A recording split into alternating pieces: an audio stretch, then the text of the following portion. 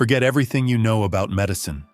Forget sterile operating rooms, MRI scans, and doctors who actually wash their hands. We are about to journey back to a different time. A time when the line between a physician and an executioner was blurry.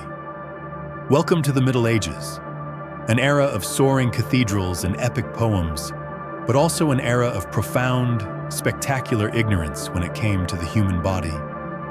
In this world, sickness was not a biological problem. It was a spiritual one, a punishment from God, a curse from a witch, or worse, an imbalance in your personal humors. Your body was a messy cocktail of blood, phlegm, yellow bile, and black bile, and the doctor's job was to fix the recipe, often with the subtlety of a blacksmith fixing a watch. They were armed not with knowledge, but with conviction. Their tools were not scalpels, but saws, not antibiotics, but leeches and prayers. They believed, with absolute certainty, in cures that today would be classified as assault with a deadly weapon. So take a deep breath. Try not to think about germs, and prepare to meet the medical professionals of the past. They are ready to see you now, and their cures are to die for, literally. Before we dive into the leeches and red-hot pokers, you must first understand the theory. The grand, unified theory of everything wrong with you. It was a simple, elegant, and catastrophically incorrect idea known as the four humors. According to the wise men of the time, your body was a vessel containing four essential liquids: blood, which made you cheerful and optimistic; yellow bile, which made you fiery and angry; phlegm, which made you calm, perhaps a little lazy; and finally, black bile, the dark, sludgy source of all your sadness and melancholy. These four fluids were linked to the four seasons and the four elements. It was all very neat, very poetic, a perfect system that explained the entire human condition, from sickness to personality. Got a fever? You clearly had an excess of hot, fiery blood. Feeling depressed? Your system was obviously waterlogged with cold, gloomy black bile. Every single ailment, from a simple headache to the bubonic plague, was diagnosed as a simple case of bad internal plumbing. The doctor's job was not to kill a virus or bacteria concepts that were still centuries away.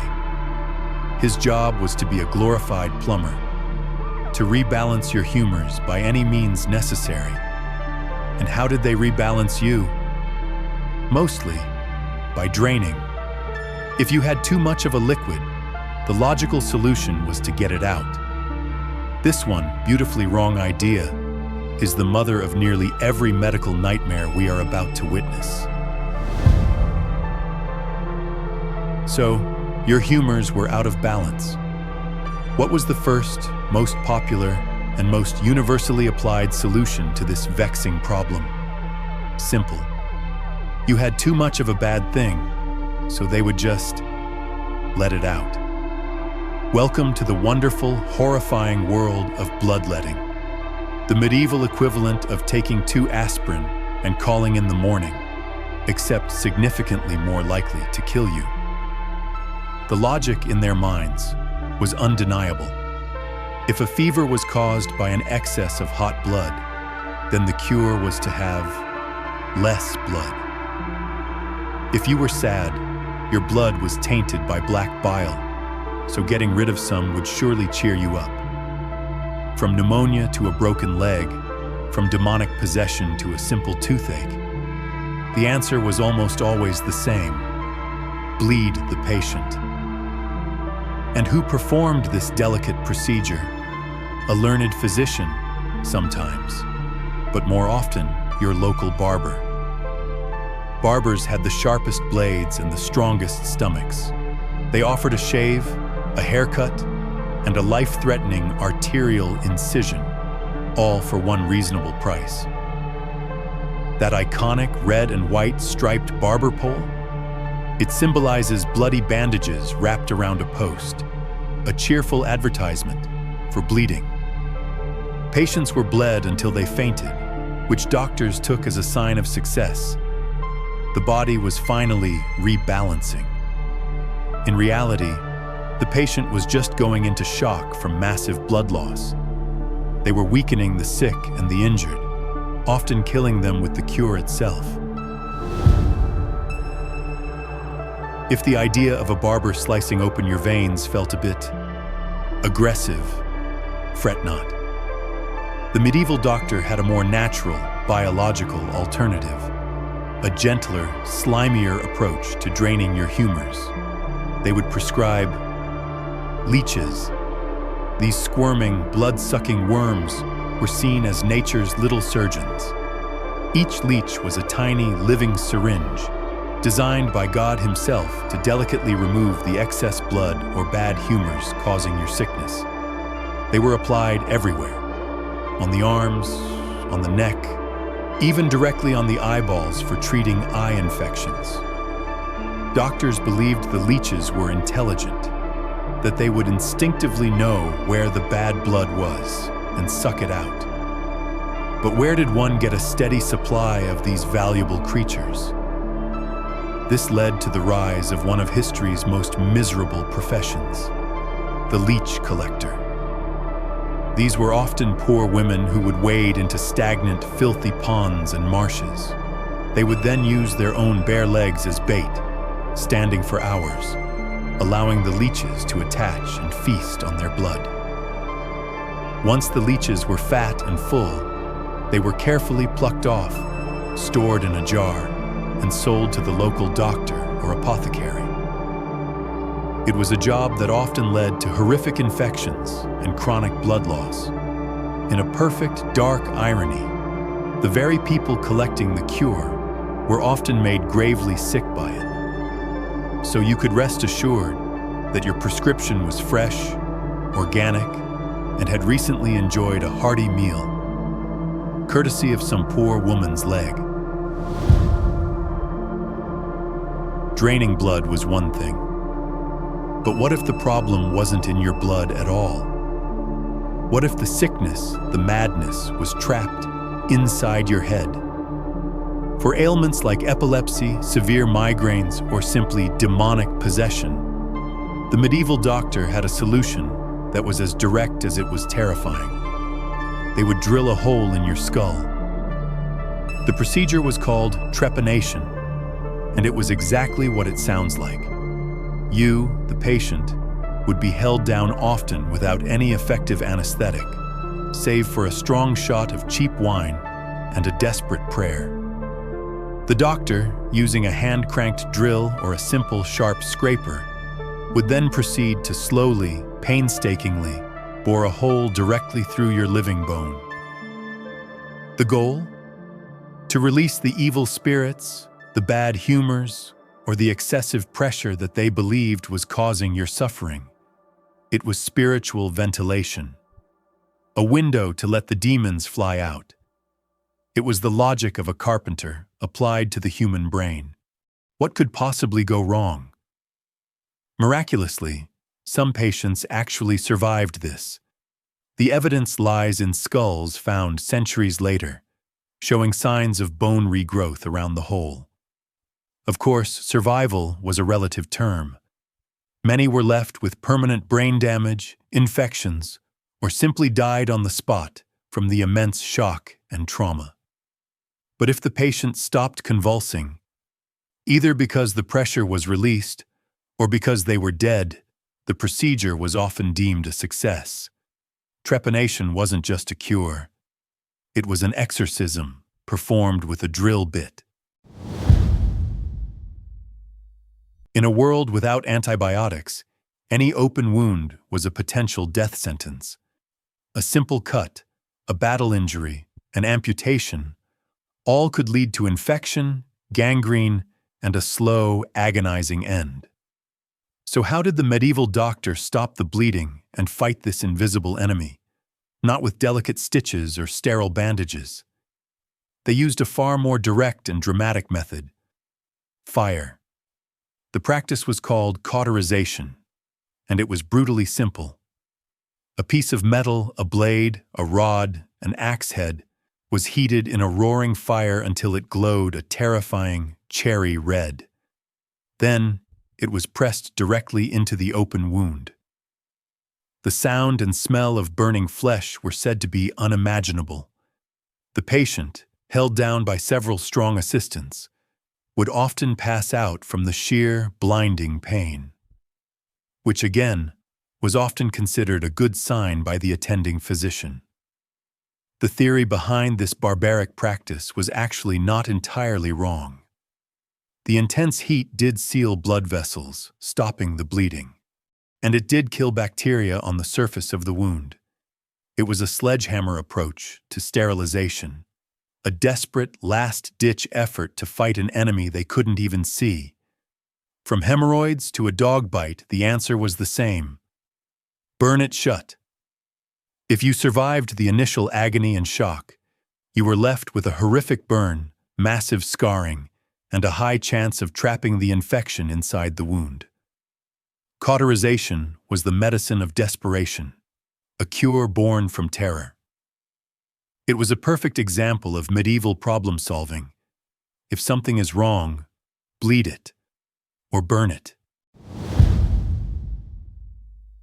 After the horrors of bleeding, drilling, and burning, you might be hoping for a gentler kind of medicine. Well, you're in luck. The medieval world also offered cures based on pure, unadulterated magic, specifically sympathetic magic. The idea was that you could transfer a sickness from a person to another living thing, a plant, an object, or in one of the most bizarre prescriptions on record, a chicken. Imagine you have the bubonic plague. The horrifying boils, known as buboes, are swelling on your body. A doctor arrives, not with medicine, but with a live rooster. The procedure, known as the Vicary method, was disturbingly specific. First, you take the rooster. Then, you pluck the feathers from its backside until its skin is bare. Then, you hold the rooster's bare bottom directly against the patient's swelling plague sores. The theory was that the rooster, through its rear end, would literally breathe in the pestilence. The chicken would suck the plague out of the human and into its own body. They believed that if the rooster got sick and died, it was a fantastic sign the cure was working. The bird had heroically sacrificed itself for the patient.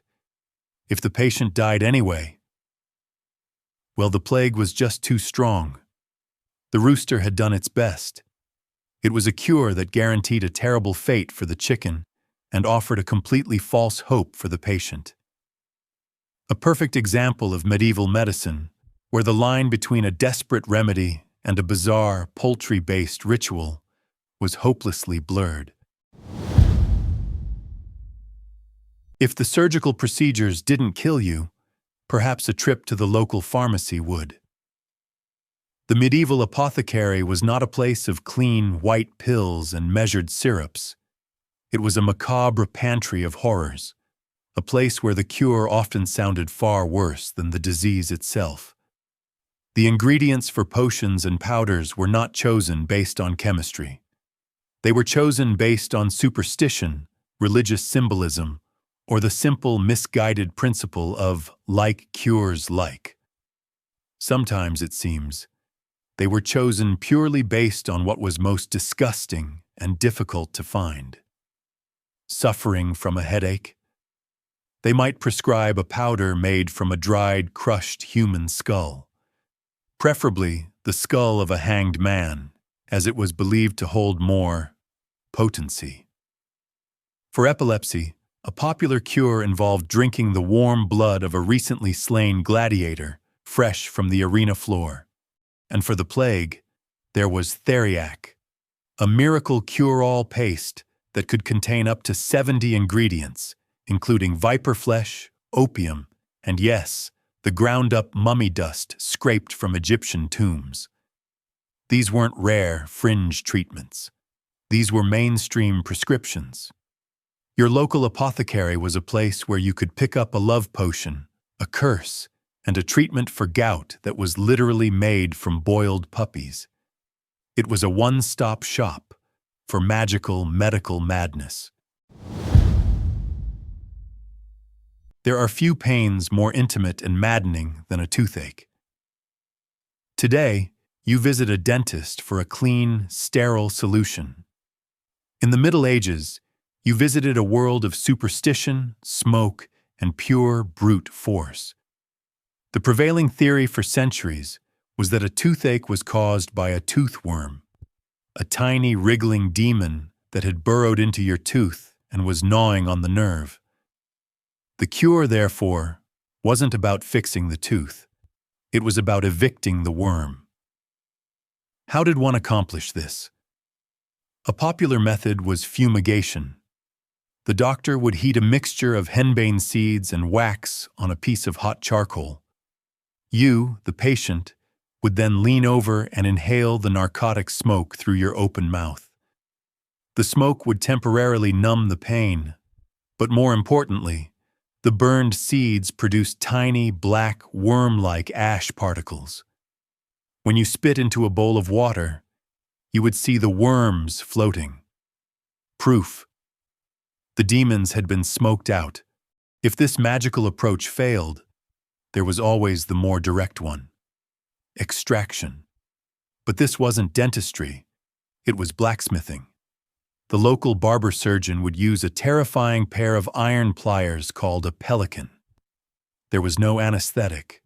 They would simply pin you down, jam the tool in, and pull, and twist, and pray they got the right one. Often they would break the jaw or take out several healthy teeth in the process. The toothworm was gone, yes, but it had taken half your mouth with it.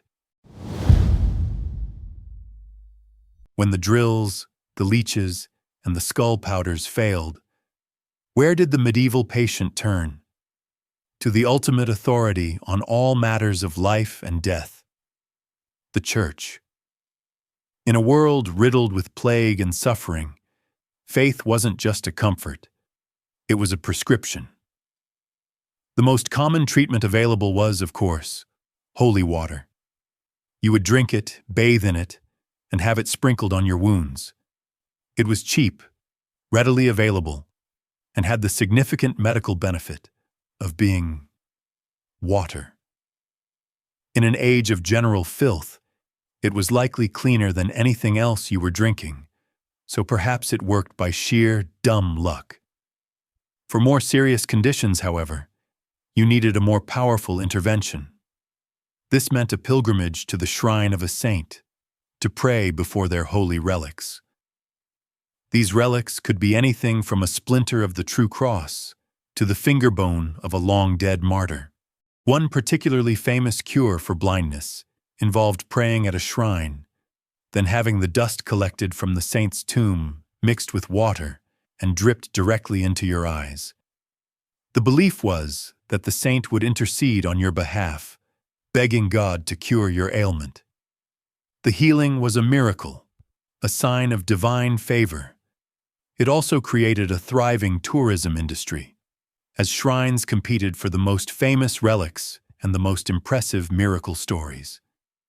This was medicine of the soul, not the body, a powerful placebo for a desperate population. And if you weren't cured, well, that wasn't a failure of the relic. That was a failure of your faith. If medieval medicine was a mystery in general, the female body was a complete, terrifying enigma. For a huge range of so-called female problems, from anxiety and shortness of breath to fainting spells, the diagnosis was often the same. Your womb was on the move. Yes, you heard that correctly. The leading medical theory, inherited from the ancient Greeks, was that a woman's uterus was not a fixed organ. It was a free-roaming creature, like a small, lonely animal living inside her body. They believed this wandering womb could become bored or dry. When it did, it would travel around the body, seeking moisture or pleasant smells, and wreaking havoc wherever it went. If it traveled up, it pressed on the lungs, causing suffocation. If it went down, it caused leg pain. It was the ultimate internal troublemaker. So how do you coax a rogue organ back to its proper place? You had to lure it. Doctors would apply sweet-smelling perfumes and oils to the woman's lower body to attract the womb downward. Simultaneously, they would make her sniff foul-smelling substances like burnt hair or rancid oil to repel it from the top half of her body. The treatment was a bizarre combination of aromatherapy and olfactory torture, all designed to shepherd a rogue uterus back into position. It was a cure born from a profound, almost willful ignorance of female anatomy. The wandering womb wasn't real, but for centuries, the suffering it caused certainly was. Not all medieval cures involved drilling holes or drinking poison. Sometimes, the treatment was a simple cream, a soothing ointment to be applied to a wound, a burn, or a painful skin rash. But in an age before modern antiseptics, the ingredients for these salves were creative. Once again, the logic was based not on science, but on symbolism and sheer desperation. The goal was to find substances that were powerful, mysterious, or just plain disgusting, and mash them together into a hopeful paste. A famous 10th century medical text, known as Bald's Leech Book, contains a treasure trove of these recipes. For an eye infection, one prescription called for wine, garlic, and the bile from a cow's stomach, all mixed in a brass vessel. Horrifying, yes, but modern science has shown this mixture actually creates a powerful antibacterial agent. A rare case of a blind squirrel finding a nut. But most ointments were far less effective. A popular wound salve, for example, might include lard, snail slime, and fresh animal dung, all boiled together into a thick, brown, smelly paste. The belief was that the earthy power of the dung and the regenerative nature of the snail would drive out the sickness.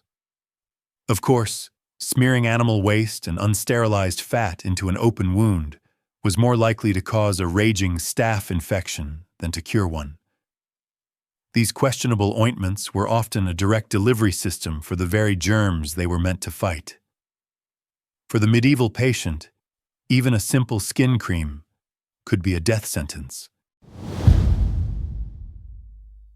No single event terrified the medieval world more than the arrival of the Great Pestilence, the Black Death, a relentless, unstoppable wave of death that wiped out nearly half of Europe.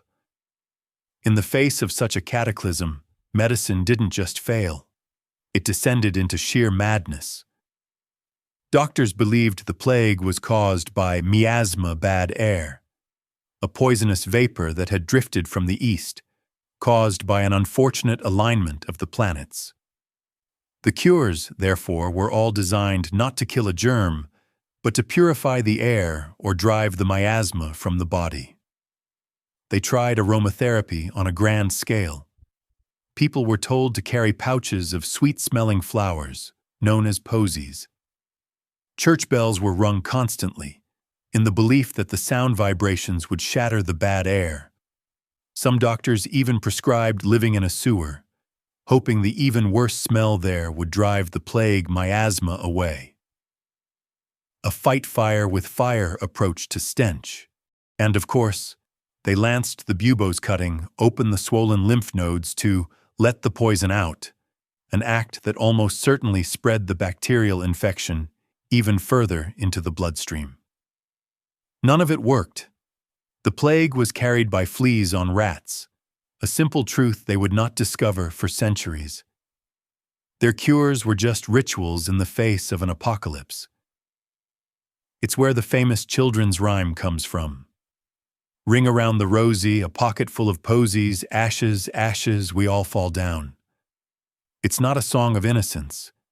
It is a 4-line summary of the Black Death and the complete failure of medicine to stop it. Before a doctor could prescribe a cure of boiled puppies or recommend drilling a hole in your head, they first had to make a diagnosis. But without X-rays, blood tests, or stethoscopes, how did they see inside the human body? They would examine the one thing every patient could provide in abundance: a flask of their own urine. This was the science of uroscopy, and it was considered the height of medical sophistication. Doctors would hold a glass flask of the patient's urine up to the light, examining it with the seriousness of a jeweler inspecting a diamond. They would consult a urine wheel, a color-coded chart that linked up to 20 different shades of urine to specific ailments.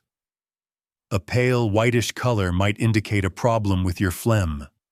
A dark reddish hue could mean an excess of blood.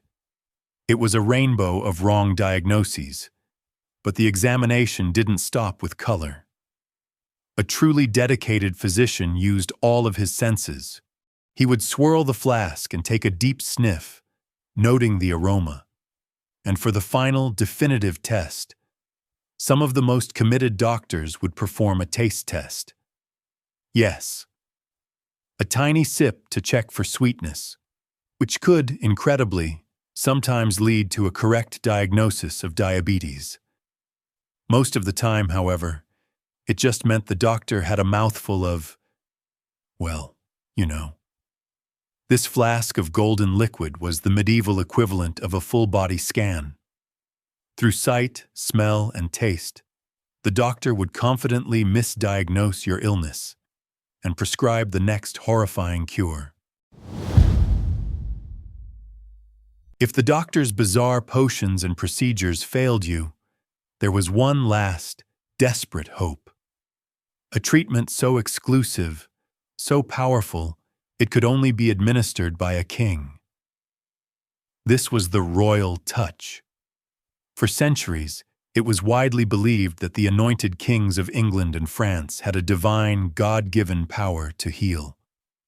Specifically, they could cure a nasty skin disease known as scrofula, or the king's evil, just by touching the afflicted. The sick would line up for miles, waiting for the king to simply walk down the line, place his hands on their sores, and make the disease vanish.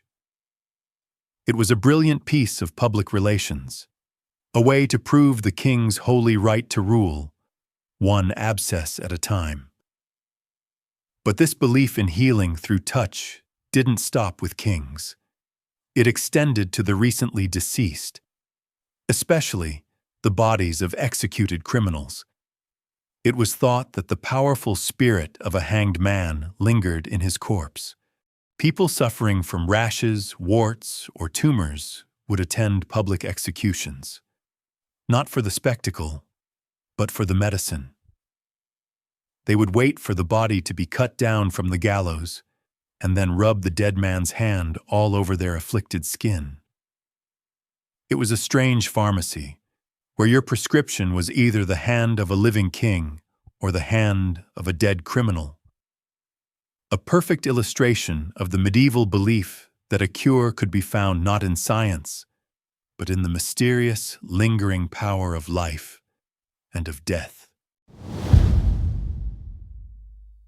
In the medieval mind, there was no real distinction between mental illness and spiritual corruption. Madness was not a disease of the brain. It was a disease of the soul, a sign that the patient was possessed by demons, cursed by a witch, or being punished by God for a terrible hidden sin. The goal, therefore, was not to treat the patient, but to punish the demon inside them. The cures were designed to be as unpleasant as possible, to make the body so inhospitable that the evil spirit would be forced to leave.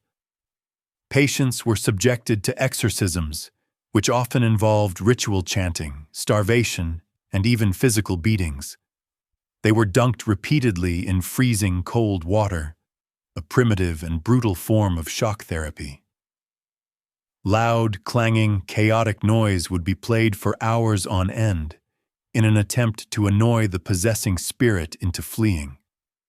And of course, there was always trepanning, drilling that signature hole in the skull to give the demon a physical escape route. If these methods failed, the patient was often locked away in an asylum. Places like London's infamous Bedlam Hospital became human zoos, where the public could pay a fee to come and stare at the lunatics for entertainment. For the mentally ill in the Middle Ages, there was no compassion, there was no medicine, there was only fear, punishment, and the terrifying belief that the person you once knew was already gone. While the poor were treated with leeches and prayers, the wealthy had access to a far more exclusive and far more expensive brand of medical nonsense. They didn't just want to cure disease, they wanted to defeat aging itself. They wanted the elixir of life. This was the realm of the alchemist physician, a figure who promised not just health, but immortality, for the right price. They worked in secret laboratories, searching for a miracle substance that could purify the body and grant eternal youth. And what was the most sought-after ingredient for this elixir? Gold. Not worn as jewelry, but consumed as medicine. It was called potable gold. Alchemists would dissolve gold in a mixture of powerful acids, creating a shimmering, golden liquid. They believed that since gold was a perfect, incorruptible metal, drinking it would transfer that perfection and incorruptibility to the human body. It was a cure for everything from syphilis to simple old age. Of course, what they were actually drinking was a highly toxic solution of suspended heavy metal particles. It didn't cure anything. Instead, it led to chronic, agonizing poisoning. Patients suffered from kidney failure, liver damage, and severe neurological problems.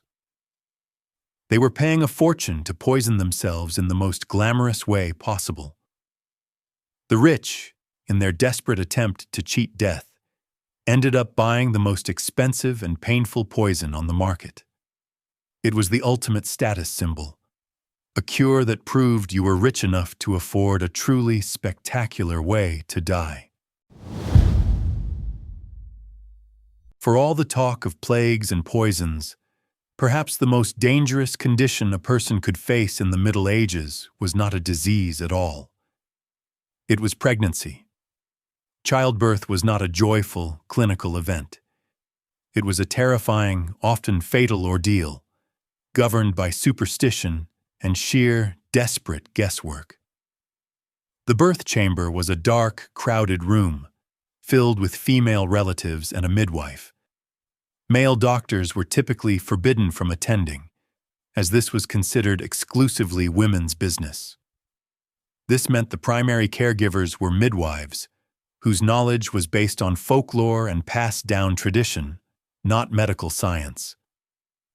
To ease the pain and speed up labor, a host of magical remedies were used. Women were given potions made from powdered eagle dung. They were told to drink from the skull of a saint. A girdle or belt made from snakeskin might be wrapped around the mother's belly to encourage the baby out. If the birth was obstructed, the interventions became brutal. There were no C-sections as we know them. Instead, sharp hooks and other terrifying instruments were used, often resulting in the death of the baby, the mother, or both. The entire process was steeped in religion. Church bells were rung to ward off demons, who were believed to flock to the scent of childbirth, hoping to steal the baby's soul. For a medieval woman, entering the birthing chamber was like a soldier entering battle. The chances of not coming out alive were shockingly high. We've already touched on the horrors of the toothworm and the barber surgeon's pliers. But the medieval obsession with appearance didn't stop at simply removing a bad tooth. Vanity, it seems, is eternal. For whiter teeth, a common recipe involved mixing vinegar with powdered sage, creating an abrasive paste that scrubbed away stains, along with a healthy layer of your tooth enamel. Even more extreme was the use of aqua fortis, a powerful acid applied directly to the teeth to burn away discoloration. It certainly made them whiter, but it also made them crumble and rot away soon after. And this vanity wasn't limited to the mouth. Wealthy women would use drops of deadly nightshade in their eyes to dilate their pupils, believing it made them look more alluring and seductive. Of course, it also caused blurred vision, hallucinations, and with overuse, permanent blindness. A small price to pay for beauty. To achieve the fashionably pale skin of the nobility, they would apply a thick, white foundation made from lead. This toxic makeup would be slowly absorbed into the bloodstream, causing hair loss, skin damage, and eventually, madness and death. They were, quite literally, dying to look beautiful. From acid-whitened teeth to lead-painted faces, medieval cosmetic procedures were a grim testament to human vanity. It was a world where the desperate desire to look good was often just as dangerous as any disease. We have walked through a gallery of medical horrors, from bloodletting to skull powders, from wandering wombs to cures by fire. It is easy to look back at this history and laugh, or to shudder in disgust. It is easy to dismiss these people as barbaric, or simply foolish. But to do so is to miss the point. These doctors were not villains. They were desperate people, fighting invisible enemies, bacteria, viruses, and their own profound ignorance with the only tools they had: faith, tradition, and a terrifying amount of confidence. They were doing their best in a world without the scientific method, a world where a simple infection could be a death sentence. Their cures seem insane to us, not because they were evil, but because we are standing on a mountain of knowledge that they had not yet even begun to build. We have microscopes. We have antibiotics. We have anesthesia. We understand germ theory. These are not just conveniences. They are miracles, bought and paid for by centuries of trial, error, and unimaginable suffering. So the next time you take a simple aspirin for a headache, remember the toothworm. The next time you get a clean stitch for a cut, remember the cauterizing iron. Remember that the safe, logical, effective world of modern medicine is a very new and very precious thing. The greatest cure of all, it turns out, was knowledge.